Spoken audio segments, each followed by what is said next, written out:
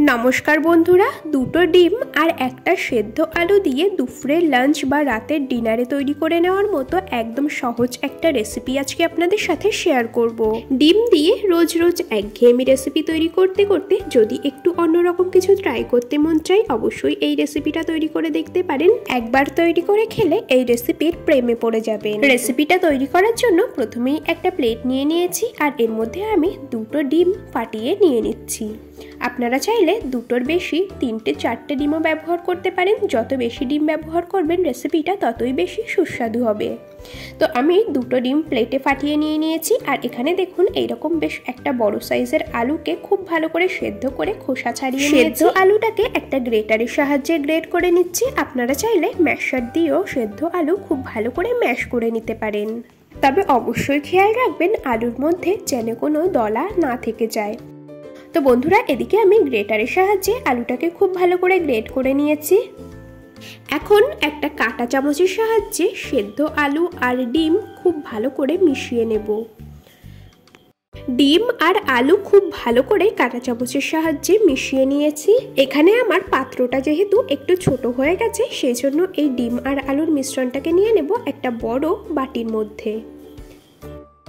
মিশ্রণটা একটা বড় বাটিতে নিয়ে নিয়েছি। এখন এর মধ্যে দিয়ে দেব কুচিয়ে নেওয়া পেঁয়াজ। এখানে আমি দুটো ছোট সাইজের পেঁয়াজকে একদম ঝিরিঝিরি করে কুচিয়ে কেটে নিয়েছি। দিয়ে দিলাম দুটো কাঁচা লঙ্কা কুচি, হাফ চা চামচ জিরের গুঁড়ো, হাফ চা চামচ শুকনো লঙ্কার গুঁড়ো, সামান্য পরিমাণে দিয়ে দিচ্ছি হলুদ গুঁড়ো, স্বাদ অনুযায়ী লবণ, আর দিয়ে দেব হাফ চা চামচ ভাজা মশলার গুঁড়ো। এখানে আমি ভাজা মশলা বলতে গোটা জিরে আর গোটা ধনে ড্রাই রোস্ট করে গুঁড়ো করে নিয়েছি। এই সমস্ত মশলা দিয়ে খুব ভালো করে আলু আর ডিমের এই মিশ্রণের সাথে মিশিয়ে নিতে হবে। আমি কাঁটা চামচের সাহায্যে মিশিয়ে নিচ্ছি, আপনারা চাইলে হ্যান্ড উইক্সের সাহায্যেও কিন্তু মিশিয়ে নিতে পারেন। তো বন্ধুরা, ডিম আর আলুর মিশ্রণটা একদম পারফেক্টভাবে তৈরি করে নিয়েছি। এখন এই বাটিটা ধরে সরিয়ে রেখে দেব। এদিকে ওভেনে দেখুন একটা ফ্রাই প্যান বসিয়ে দিয়েছি আর ফ্রাই প্যানের মধ্যে দিয়ে দিচ্ছি পরিমাণ মতো রান্নার তেল। আমি এখানে সর্ষের তেল ব্যবহার করছি, আপনারা চাইলে রান্নার অন্য যে কোনো তেল ব্যবহার করতে পারেন। তেল খুব ভালো করে গরম করে নিয়েছি। এরপর ডিম আর আলুর মিশ্রণটা ফ্রাই প্যানের মধ্যে দিয়ে দিতে হবে। এই মিশ্রণটাকে ফ্রাই প্যানে দিয়ে দিয়েছি আর এখন মিশ্রণটা ফ্রাই প্যানের মধ্যে সুন্দর করে ছড়িয়ে নেব। তো আমি এই খুন্তিটার সাহায্যে এইরকমভাবে গোল করে পুরো ফ্রাই প্যানের মধ্যে মিশ্রণটা ছড়িয়ে নিচ্ছি। এখন গ্যাসের ফ্লেম মিডিয়ামে রেখে একটা ঢাকনা দিয়ে 2 মিনিটের জন্য ঢেকে দেব। এতে করে ডিম আর আলুর এই অমলেটটা সুন্দরভাবে ভেতর থেকে সেদ্ধ হয়ে যাবে। 2 মিনিট মিডিয়াম ফ্লেমে ঢাকা দিয়ে রান্না করে নিয়েছি। এরপর ঢাকনাটা খুলে নিলাম। দেখুন ডিমের একটা পাশ কিন্তু সুন্দরভাবে ফ্রাই হয়ে গেছে। ডিমের অন্য পাশটা খুব সাবধানে উল্টে দিতে হবে আর উল্টে নিয়ে আবারও 2 মিনিটের জন্য এটাকে ঢাকা দিয়ে মিডিয়াম ফ্লেমে রান্না করে নেব। তো 2 মিনিট আবারও ঢাকা দিয়ে রান্না করে নেওয়ার পর ঢাকনা খুলে নিয়েছি। দেখুন বন্ধুরা, এই পাশটাও কিন্তু সুন্দরভাবে ফ্রাই হয়ে গেছে। ডিম আলুর এই অমলেটটা একদম সুন্দরভাবে তৈরি হয়ে গেছে। এখন এটাকে একটা কার্ডবোর্ডের ওপরে নামিয়ে নেব। আপনারা যে কোনো প্লেট বা থালার ওপরে নামিয়ে নিতে পারেন। তো আমি একটা কার্ডবোর্ডের ওপরে অমলেটটাকে নামিয়ে নিয়েছি আর এটাকে এখন ছোট ছোট পিস করে কেটে নেব। আমি এই ডিম আলুর অমলেটের পিসগুলো খুব বেশি একটা ছোট বা খুব বেশি বড় করব না, একদম মিডিয়াম পিস করে কেটে নেব। আপনারা নিজেদের পছন্দ অনুযায়ী পিসগুলো ছোট বড় করে কেটে নিতে পারেন। তো দেখতেই পাচ্ছেন আমি এইরকম মিডিয়াম সাইজের পিস করে কেটে নিয়েছি আর এখন এই পিস করে কেটে নেওয়া অমলেটটাকে একটা প্লেটের মধ্যে তুলে নেব। সব অমলেটগুলোকে প্লেটের মধ্যে তুলে নিয়েছি। এখন প্লেটটাকে ধরে সরিয়ে রাখবো। এদিকে দেখুন ওভেনে একটা কড়াই বসিয়ে কড়াইটা খুব ভালো করে গরম করে নিয়ে এর মধ্যে দিয়ে দিলাম পরিমাণ মতো সরষের তেল। এখানে আমি বড় চামচের 3 চামচ সরষের তেল দিয়ে তেল খুব ভালো করে গরম করে নিয়েছি।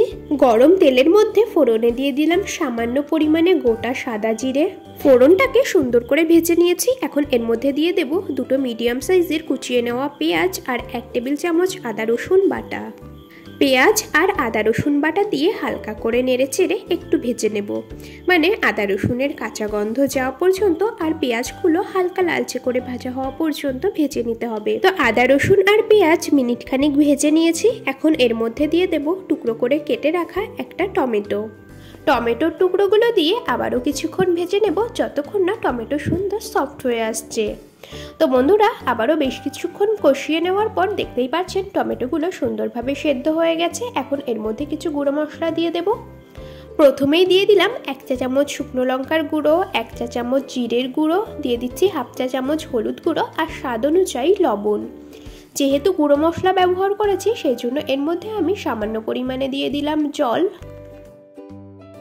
গুঁড়ো মশলা দিয়ে আবারও খুব সুন্দরভাবে কষিয়ে নিতে হবে যতক্ষণ না মশলা থেকে তেল ছাড়ছে। তো এইরকমভাবে আমি 3 মিনিট মতো মিডিয়াম ফ্লেমে কষিয়ে নিয়েছি। আর দেখুন বন্ধুরা মশলা সুন্দর কষানো হয়ে গেছে আর মশলা থেকে কিন্তু তেলও ছেড়ে দিয়েছে। এর থেকে আর বেশি কষাবার প্রয়োজন নেই। মশলা সুন্দর করে কষিয়ে নিয়েছি আর এখন এর মধ্যে দিয়ে দিচ্ছি জল। এখানে আমি একটা কাপ মেপে 2 কাপ দিয়ে দিলাম জল। আপনারা নিজেদের পছন্দ অনুযায়ী জলের পরিমাণ কম বেশি করে দিয়ে নেবেন। জল দিয়ে আবারও খুব ভালো করে নেড়েচেড়ে মিশিয়ে নিয়েছি আর কিছুক্ষণ জাল করে নেওয়ার পর ঝোল সুন্দর ফুটে এসেছে। এখন এই ঝোলের মধ্যে পিস করে কেটে রাখা ডিম আলুর অমলেটগুলোকে এক এক করে দিয়ে দেব। তো বন্ধুরা সমস্ত অমলেটগুলো আমি ঝোলের মধ্যে দিয়ে দিয়েছি। এখন আবারও এটাকে ঢাকা দিয়ে 5 মিনিটের জন্য রান্না হতে দেব মিডিয়াম টু হাই ফ্লেমে। 5 মিনিট ঢাকা দিয়ে রান্না করে নিয়েছি আর এখন ঢাকনাটাকে খুলে নিলাম। রান্নাটা বন্ধুরা প্রায় হয়ে এসেছে।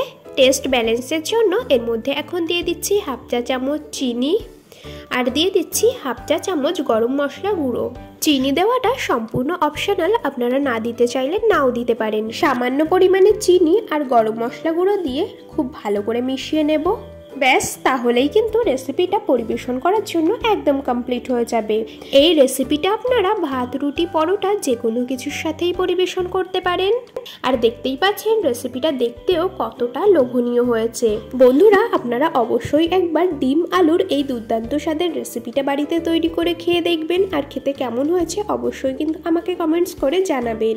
আজ আমার এই রেসিপিটা দেখতে যদি নতুন কোনো বন্ধু এসে থাকেন তবে প্লিজ চ্যানেলটি সাবস্ক্রাইব করে বেল নোটিফিকেশন অলে সেভ করে রাখবেন যাতে আমি নতুন কোনো ভিডিও আপলোড করা মাত্রই সবার আগে আপনার কাছে পৌঁছয়। তো বন্ধুরা আপনাদের সাথে কথা বলতে বলতে এদিকে আমি রেসিপিটা একটা প্লেটের মধ্যে পরিবেশন করে নিয়েছি। আর দেখতেই পাচ্ছেন ডিম আলুর এই অমলেটগুলো কতটা নরম আর সফট হয়েছে। বন্ধুরা আমাদের আজকের এই রেসিপিটা দেখে আপনাদের যদি একটুও ভালো লেগে থাকে তবে ভিডিওটিতে একটি লাইক এবং শেয়ার করে দেওয়ার অনুরোধ রইল। আমার সকল বন্ধুদেরকে অসংখ্য ধন্যবাদ জানিয়ে আজ এখানেই শেষ করছি। আবার দেখা হবে পরবর্তী কোনো রেসিপির সাথে। ততক্ষণ সকলে ভালো থাকবেন, সুস্থ থাকবেন।